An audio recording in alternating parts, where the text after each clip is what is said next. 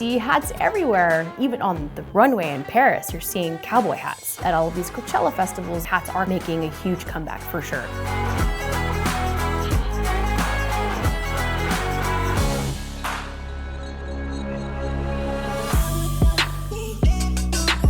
We are inside of the Old Tobacco House, which is sort of an art hub here in Fresno, and then also the home of Nicholson Hat Co. My dad was always a hat person, and he would always pass down his old hats to me, but they're always way too big or just didn't fit properly. But I never dreamed of making my own. Once I met Paul, who owns the Old Tobacco House, he's a full-time artist, kind of sparked something in me again. So we started doing shows in Los Angeles and Palm Springs, and I met a hat maker at one of these shows in LA. And I just fell in love with it. I loved how he was taking something that, equipment that's 100+ years old and using it to create something in this day and age. So I was just fascinated by that. Came home a week later, canceled a trip I had planned, ordered my first set of felts and my first steamer, and just said, okay, I'm just gonna try it. Started an Instagram account, and it just sort of gradually took off from there, and here we are.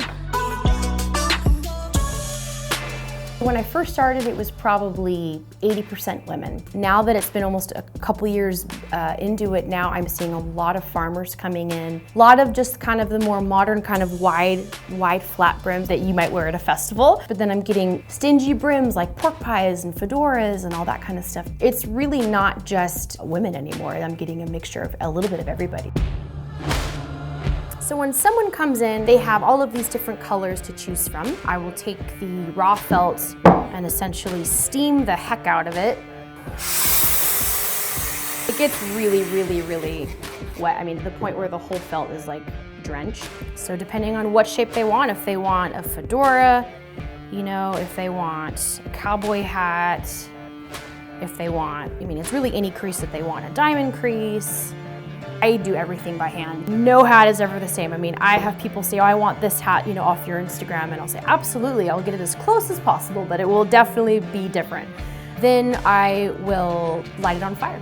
It basically burns away the excess fur, so it gives it that smooth texture. And it's a little scary because it's a very expensive piece of material.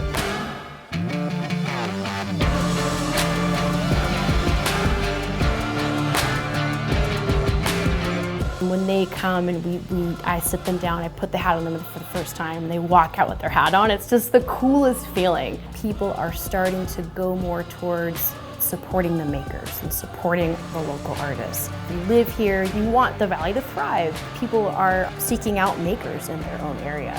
So it's just gonna, and when someone supports me, if they're also an artist, I find a way to support them too. So it just keeps giving back.